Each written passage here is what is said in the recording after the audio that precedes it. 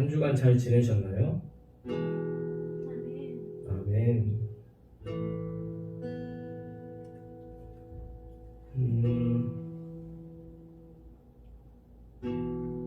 한 2주 전인가?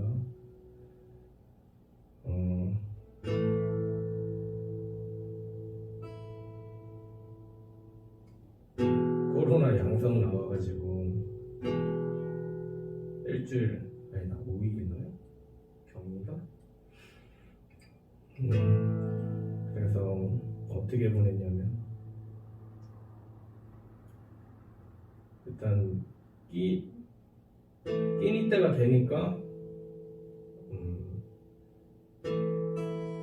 열심히 먹고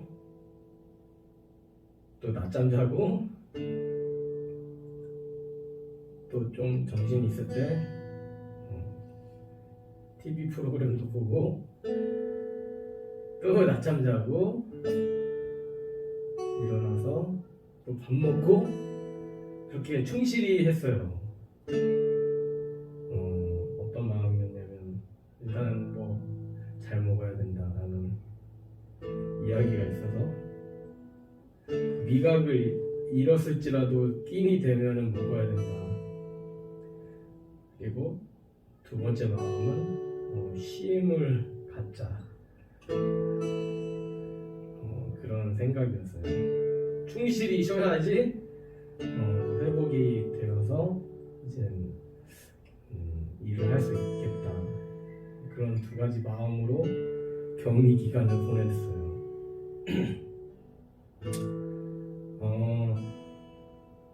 그렇게 지내고 다시 이제 일을 하고 있는데, 다시 살아가고 있는데, 만약에 코로나 격리를 통하여서 우울감이 찾아오면은 쉼의 시간이구나라고 위안이 됐으면 좋겠습니다. 그래서 잘 먹고 잘 쉬고, 그래서 몸도 건강해짐으로써 하나님이 주신 건강이 얼마나 귀한 것인가 느껴지는 그 시간이 됐으면 좋겠고, 또 회복을 위하여서 나아갈 때 하나님 제 몸이 회복되면은 더 헌신되게 살겠습니다. 그 믿음 변치 않게 해달라는 그런 간구함이 있을 때 더 복된 그런 격리 기간이 아닐까 생각이 듭니다. 첫 번째 찬양은요, 우리에게 향하신 찬양이에요. 143쪽에 있어요.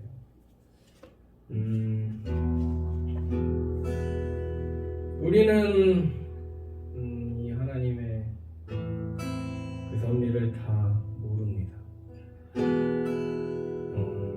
아이러니한 상황에 놓여 있을 수도 있고요. 왜 이런 상황이 펼쳐져 있는지 다 헤아릴 수 없습니다. 그러나 지나고 나면 하나님이 깨닫게 해주셨을 때 그때는요, 정말 이게 좋은 길이었구나, 하나님이 정말 나를 좋은 길로 인도하셨구나, 이렇게 고백이 나올 줄 믿습니다. 그런 경험이 있고요, 또 앞으로도 그런 큰 경험이 있을 줄 믿습니다. 그런 의미로 이런 찬양을 하겠습니다. 우리에게 향하신 여호와의 인자하심이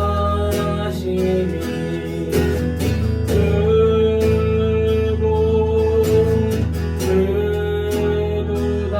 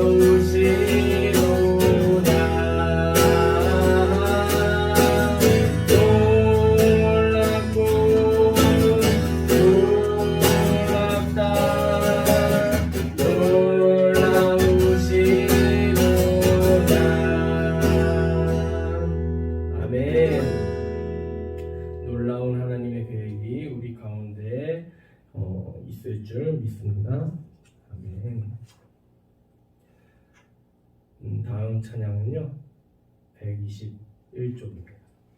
내가 어둠 속에서 헤맬 때에도 주님은 함께 계십니다.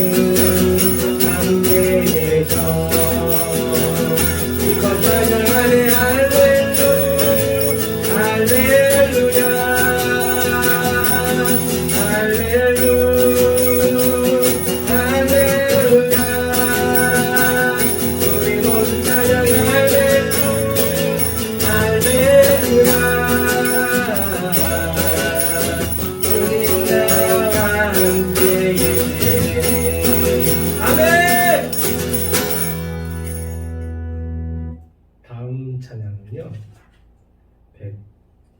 117쪽 내 영이 주를 찬양합니다.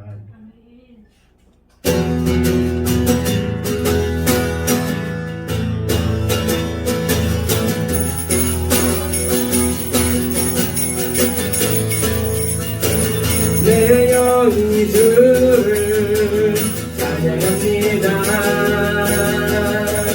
내 영이 주를 찬양합니다.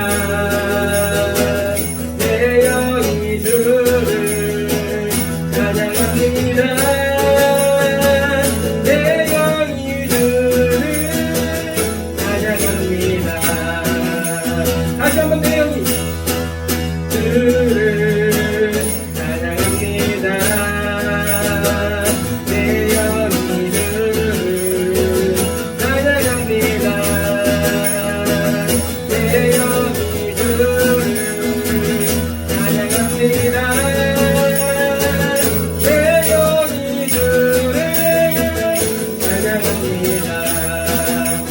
기뻐하라 나의 영혼아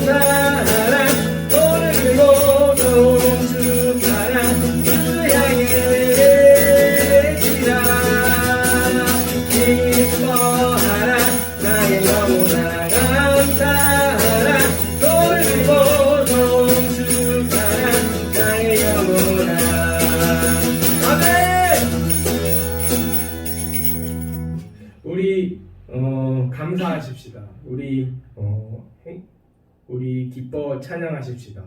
그리할 때 하나님의 그 은혜가 우리가 깨달아 알아지고 더 그것이 믿어지고 체험되어져서 세상 사람들에게, 내가 만나는 모든 사람들에게 그 내용을, 복음을, 그 은혜를, 그 사랑을 나눌 수 있으리라 믿습니다. 아멘. 마지막 찬양이에요. 하나님은 너를 지키시는 자, 하나님은 나를 지키시는 자. 154초 찬양하도록 하겠습니다.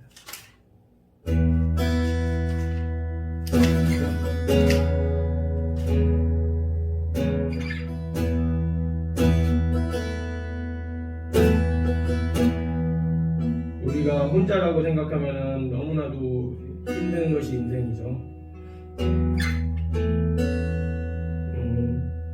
어찌 보면 자립심이 인간 삶의 큰 동기가 될 수 있습니다. 근데 정말 살아남기 위하여서 갈구하는 그 짐승들의 삶을 보면요, 자신이 생존해야 돼요. 그러나 우리는 영적인 부모님이 있어요. 아버지가 있어요. 육신의 눈으로 보면은 나 혼자인 것 같고 내 편 아무도 없는 것 같지만 말씀을 통하여, 그리고 그것이 우리 현실 속에서 펼쳐지는 그 모습을 볼 때면 우리를 향하신 그 하나님 아버지의 마음은 너무나도 깊고, 그리고 우리를 지키시기에 충분함을 말씀을 가까이 하면 할수록, 기도하면 할수록, 찬양하면 할수록 믿어지는 것을 느낍니다. 이 찬양을 통하여서 나는 혼자가 아니라 우리 하나님 아버지와 함께 하고 있다는 사실을 고백하길 바랍니다.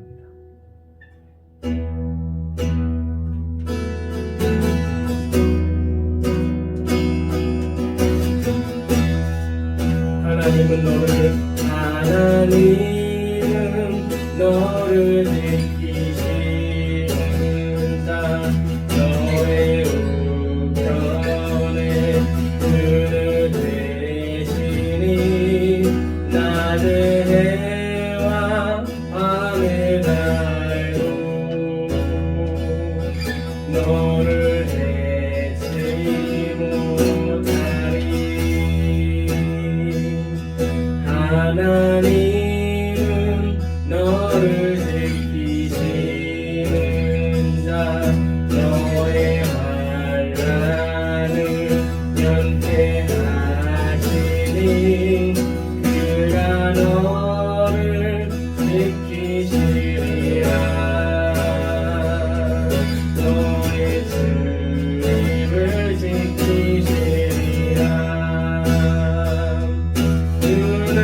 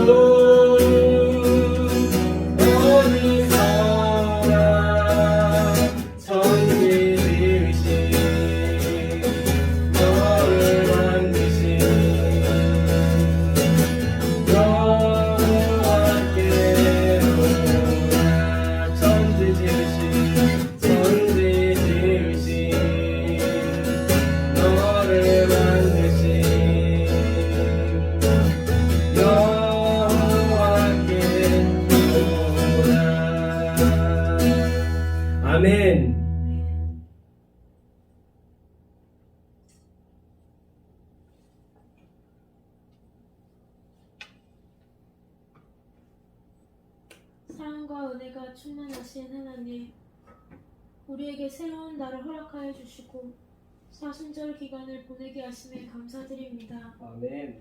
여태껏 감사로 살지 못한 우리의 연약함을 긍휼히 여겨주시고 십자가 믿음의 길로 나아가는 우리의 발걸음이 되게 하여 주십시오. 아멘. 이 시간 성령 하나님이 함께하는 예배로 우리 심령에 회복이 일어나게 하여 주시고 아멘. 기쁨으로 충만케 하여 주시며 아멘. 영과 진리로 주님께 예배드리게 하여 주시옵소서. 아멘. 특별히 대한민국을 위해서 기도합니다. 대한민국의 하나님의 사랑과 공의가 흘러넘치게 하여 주시옵소서. 아멘. 또한 이 시간 목사님께서 선포하시는 말씀에 성령으로 기름 부어주시고 아멘. 말씀이 능력 있게 하여 주셔서 아멘. 고통 중에 있는 자가 위로함을 받고 아멘. 병든 자가 치료함을 받고 아멘. 낙심한 자가 구원의 감격이 회복되어지는 놀라운 이 시간이 되어지게 하여 주시옵소서. 아멘. 또한 우리 교회가 다가올 복음 통일을 준비하는 교회 되게 하여 주십시오. 아멘. 다음 세대를 일으키는 귀한 사역을 감당하는 교회 되게 하여 주십시오. 아멘. 또한 이스라엘 회복과 알리야 운동에 힘쓰는 교회 되어 그들을 위로하고 더욱 사랑하는 우리 복된 공동체가 되게 하여 주옵소서. 아멘. 예수님의 이름으로 기도드립니다. 아멘.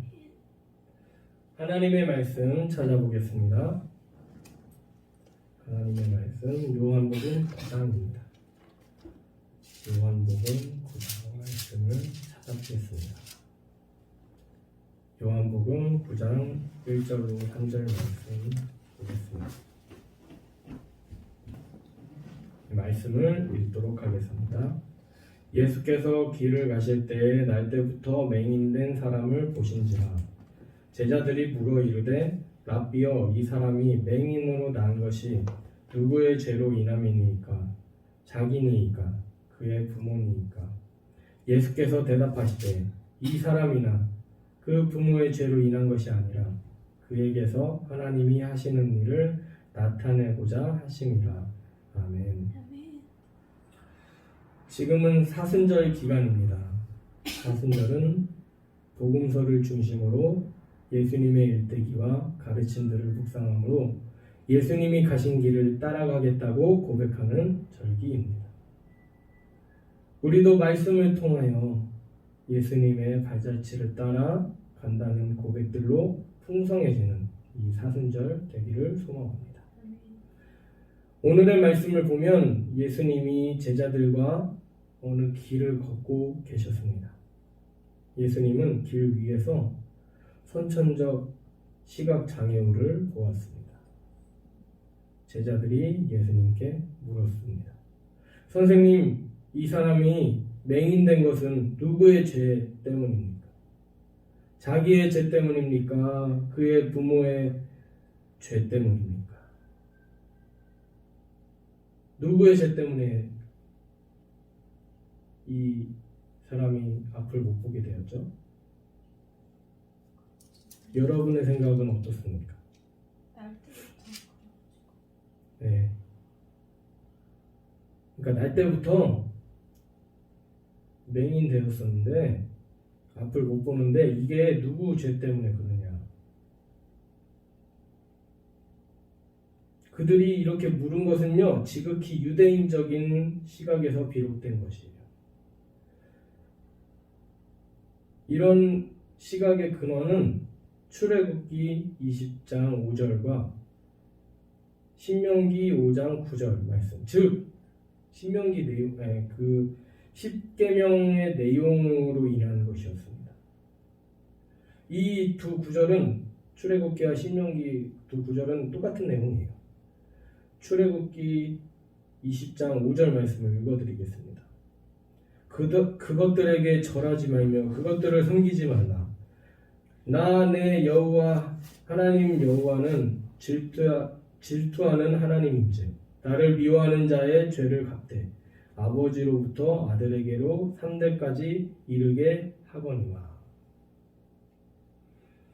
제자들의 유대인적인 질문을 받으신 예수님은 이에 뭐라고 말씀하셨습니까?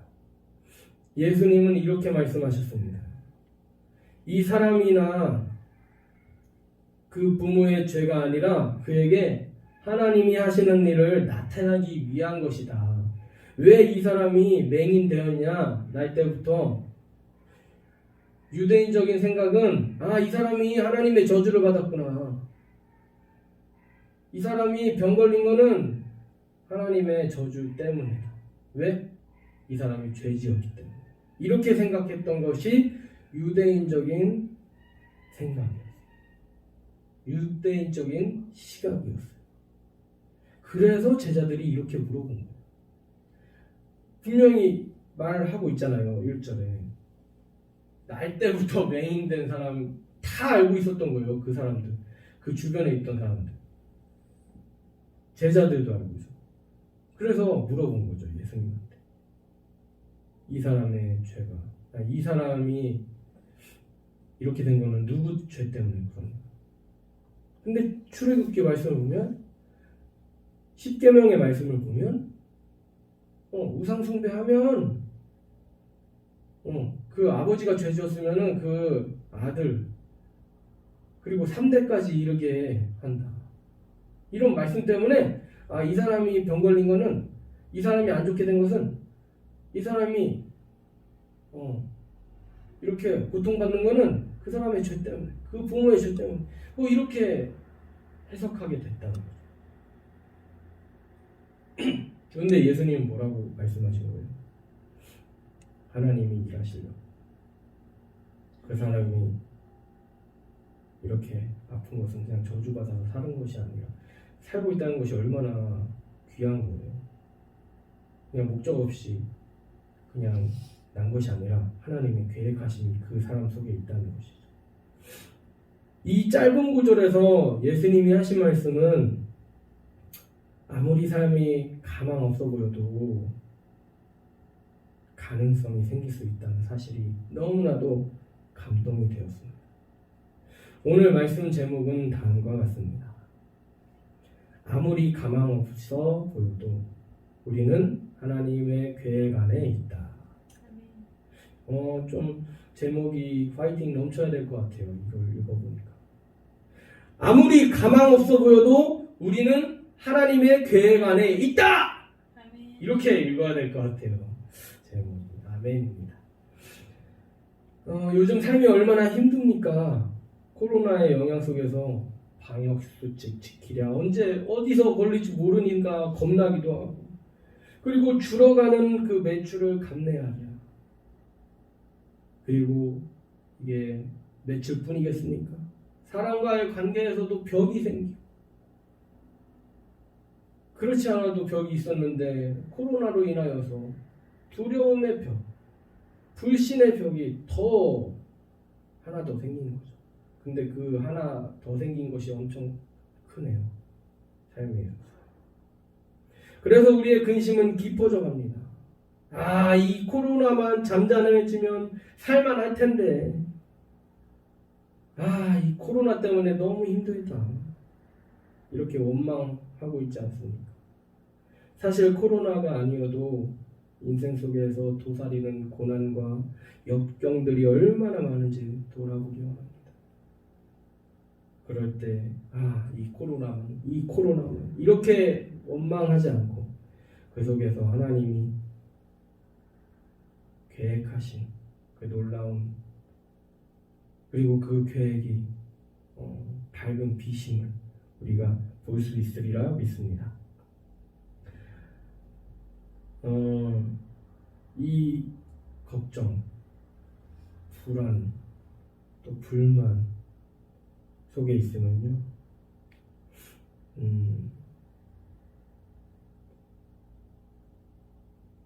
내가 좋은 집안에서 태어나고 자랐다면 아무 걱정 없이 품은 뜻을 이루며 살고 있었을 텐데 하면서 불만족 또 탓하고 그런 삶뿐이라는 거죠. 얼마나 메마른 인생입니까? 오늘 말씀에 등장하는 시각 장애우는 정말 어려운 인생 아닙니까? 이 인생이야말로 어떻게 보면 저주받았다. 그 당시 사람들로부터 그냥 이 사람은 불쌍한 사람을 뛰어넘어서 이 사람 무슨 누가 지은 죄는 모르겠지만 아버지가 졌든지 할아버지가 졌든지 아니면 자신이 졌든지 그 죄 때문에 이렇게 고난을 겪고 시련을 겪고 저주받았다 이렇게 여김을 받은 것이죠. 그가 가진 질병 때문에 죄인 취급까지 받았던 인생이 이 날 때부터 못 보던 이 사람이었던 것이죠.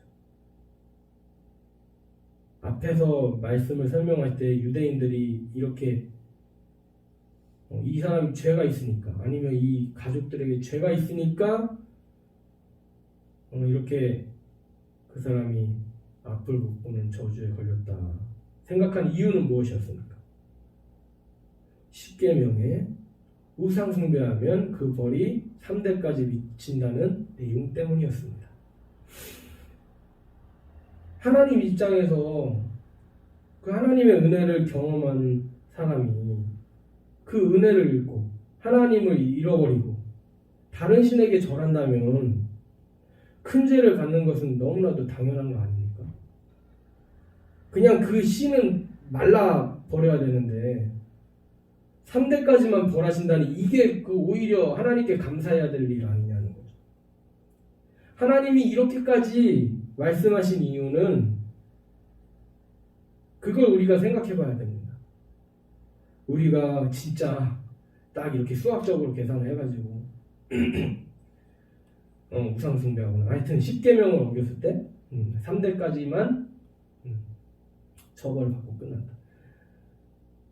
이걸 말씀하시려고 하나님이 이렇게 10계명 말씀에 그냥 그렇게 말씀하셨냐는 거죠. 아니겠죠. 진짜 하나님의 은혜를 모르고 배은망덕한 삶을 살면 3대까지 이렇게 저주 받겠습니까? 진짜 하나님이 벌 내리신다 한다면 그냥 그 씨가 마르겠죠. 그렇지만 이 속에 담긴 하나님의 마음은 내가 너를 너무나도 사랑하는데 그래서 너를 보호해주고 너와 항상 함께하고 너의 능력이 되고 너의 반석이 되고 너의 산성이 된 나를 잊어버리지 말라. 제발 나를 떠나지 말라 하는 그런 간곡한 마음으로 이렇게 경고의 말씀까지 하신 것이죠. 딱 수학적으로 3대까지. 그러면 할아버지가 죄졌으니까 아닐까? 이게 아니라는 거죠. 혼자까지. 이게 아니라는 거죠. 그래서 이 유대인적인 이 시각은 위험하다는 것이. 저 사람은 질병이 걸렸으니까. 이거는요 세상 사람들과 다를 바 없어요. 그 사람 재수가 없어가지고 이렇게 된 거야. 이 논리와 같다고 볼 수 있다는 거죠. 그러나 복음의 사람은 이 예수님이 하신 말씀을 주목하기 원합니다. 그 사람이 날 때부터 안 못 보는 것은 그를 통하여 그 가족을 통하여 하나님의 역사하심을 보기 위한 것이다. 우리가 깨닫기 위한 것이다. 그를 통하여 하나님의 역사하심을 드러내기 위한 것이다. 얼마나 밝습니까? 저 사람은 뭔가 죄져서 얼마나 어두워요. 그 논리. 그러나 아니다. 그 사람을 통하여서 하나님의 일하심을 나타나게 하려 하십니다. 그 사람이 맹인이라는 그 프레임 때문에 정말 불쌍하고 정말 어두워 보이지만 아니야. 저 사람이 뭐 한쪽 다리를 잃었을지라도 아니면 한쪽 팔이 없을지라도 아니면 앞을 못 볼지라도 아니면 안진뱅이라 할지라도 그를 통하여서 하나님의 역사하시더라고요. 얼마나 박습니까? 우리의 그 믿음이 우리의 말이 우리의 그 생각이 이런 예수님과 같아지기를 이 사순절에 도전하시길 축복합니다. 그래서 어떤 상황일지라도, 아무리 어려운 상황일지라도 하나님의 계획하신 그 끈을 놓지 않는 우리가 되길 소망합니다. 제자들은 의도하지 않았어요. 그렇지만 그 당시 유대인 사회 속에서 사로잡고 있는 그 잘못된 말씀 해석을 통하여 뭔가 안 좋은 일을 당했거나 그리고 불우한 일, 불쌍한 사람을 볼 때 이 사람은 반드시 유대인적인 생각은 그게 있었어요. 문둥병이 걸려도 하나님의 저주를 받았다. 이렇게 구약에서도 무수하게 나옵니다. 그래서 네 몸을 정결하게 씻어라. 이게 치료법으로도 내려오고요. 모든 질병에 대해서 그렇게 해석을 합니다. 그게 아주 틀리다는 얘기는 아니에요. 그러나 그거는 하나의 일부분인데 모든 질병에 대해서 그렇게 해석해버리니까 가족들과 격리돼야 돼요. 사회에서 분리돼야 돼요. 쫓겨나고 이런 프레임이 있었다는 거죠. 그러나 하나님의 의도를 봤을 때 말씀을 더 진중하게 본다면, 겸손하게 바라본다면 나를 떠나지 말라 하는 하나님의 그 간곡한 심정을 느낄 수 있다는 것이죠.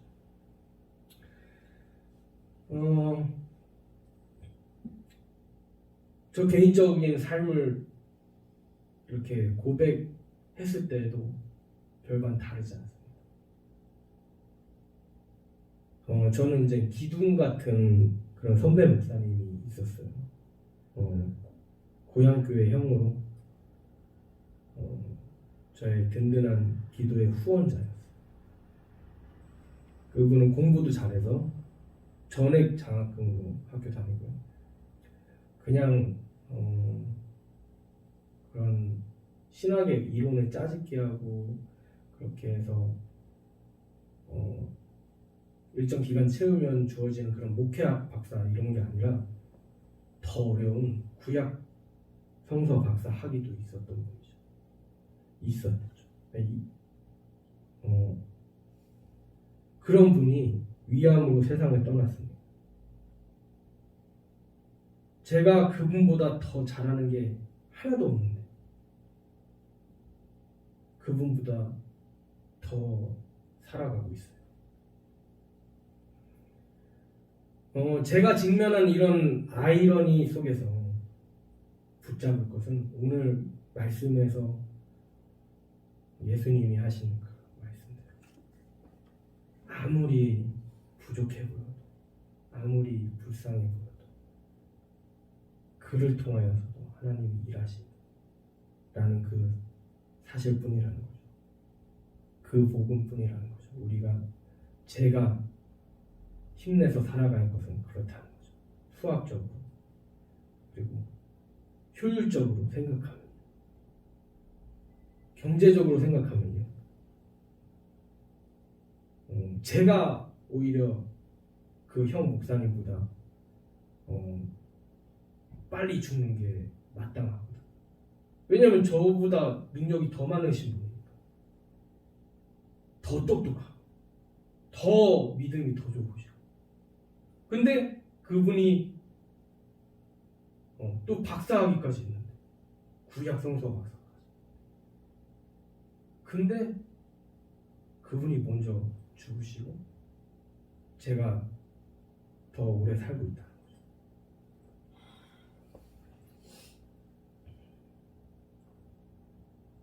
그래서 나는 잘난 것 없고 부족하고 연약하지만 내가 지금 이 순간까지 살아가는 이유는 제가 더 그 사실을 알아서 더 겸손하게 살고 더 정직하게 살아가고 더 성실하게 살아가서 보이지 않는 그 하나님이 나를 통하여 역사하신다는 사실. 이 부족한 사람도 하나님이 쓰시는데 하면서 세상에 하나님을 알게 하신다고 여길 수밖에 없는 부분입니다.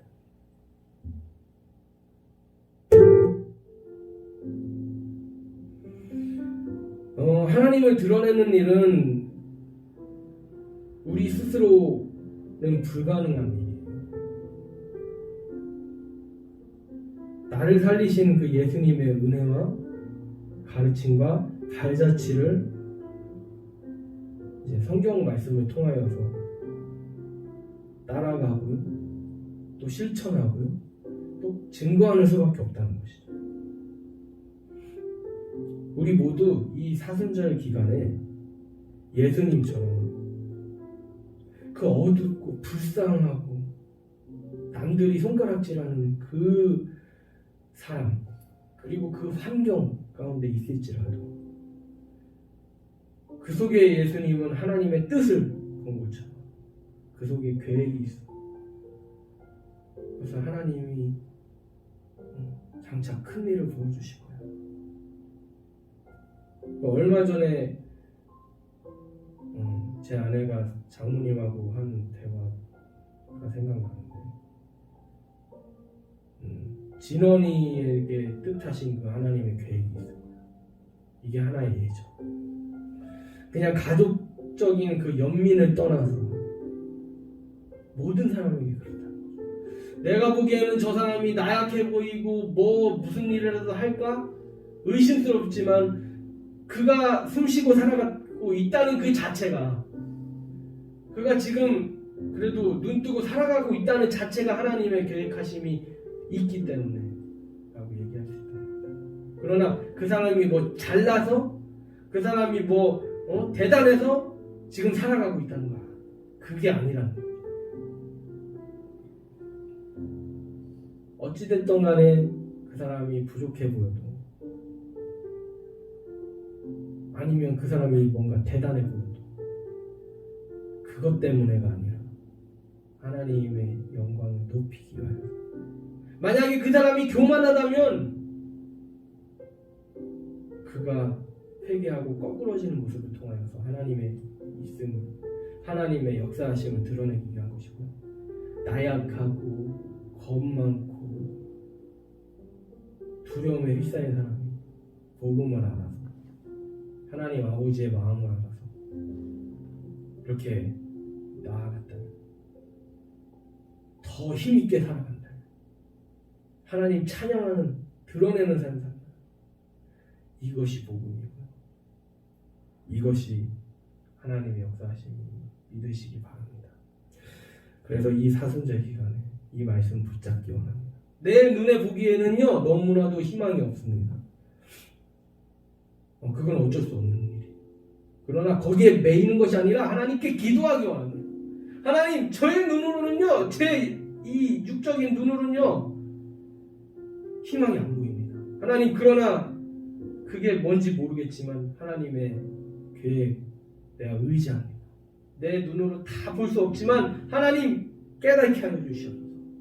그 모습이 하나님의 영광 드러내는 것임을 거꾸로 생각해서 그 사람이 뭔가 잘나 보이고 대단해 보여서 와, 그 사람을 막 받들고 싶은데 그 가운데 내가 현혹되지 않고 하나님의 계획하심이 무엇입니까? 진중하게 물어볼 때 우리에게 희망이 있을 줄 믿습니다. 그것이 나약해 보여도, 그것이 대단해 보여도 그것으로 인하여서 우리가 미혹되는 것이 아니라 그 속에 하나님의 뜻을 보게, 뜻을 기다리는 마음이 있을 때 우리는 살 수 있습니다. 우리는 구원받을 수 있습니다.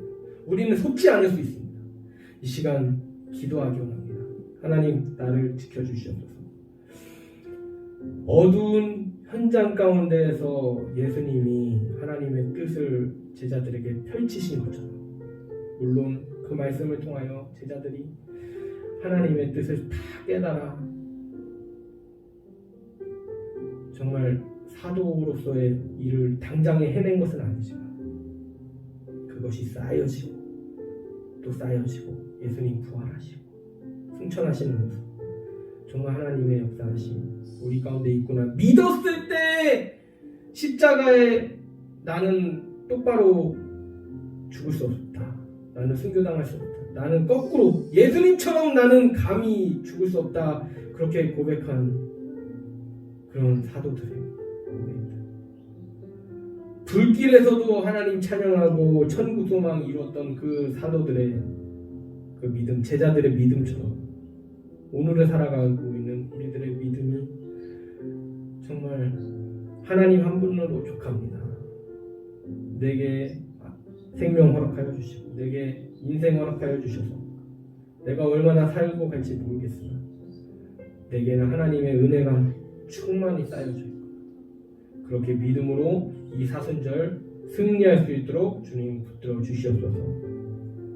우리에게 물질, 명예, 인기 그걸로 인하여서 내 위안 삼지 않게 하여 주시고 하나님이 나와 함께하고 계시다는 그 사실 하나만으로도 우리에게 감사가 넘치고 행복이 넘치고 기쁨이 넘쳐서 그것이 툭 건드려도 이웃 사람들에게 흘러나가게 하여 주시고 증거하게 하여 주시고 간증하게 하여 주시옵소서.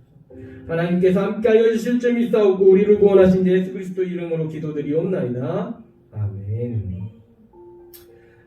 사순절을 보내고 있는데요. 날마다 하나님이 우리를 통하여 일하고 계시다. 또 우리는 그것이 좋은지 거기에 희망이 있는지 모르겠으나 항상 하나님의 뜻을 붙잡으려고 하는 그 믿음으로 승리하기를 소망합니다. 축복 기도하겠습니다. 지금은 우리 주 예수 그리스도의 제사함의 은혜와 하늘 아버지의 하늘보다 높으신 사랑과 성령님의 내주 교통하심이 어두운 현장, 저주받았다고 볼 수도 있는 그 모습일지라도 부족해 보일지라도 가망 없어 보일지라도 예수님이 그것을 보시고 하나님의 일하심을 선포하신 것과 같이 우리의 삶에도 밝은 것, 어두운 것이 밝은 것으로 변화되는 우리들의 인생, 우리들의 삶, 우리들의 사역, 우리들의 생업에 하나님의 축복이 있기를 축복합니다. 아멘. 한 주간 승리하시기를 기도하고요. 저를 위해서도 많은 기도 부탁드립니다. 아멘.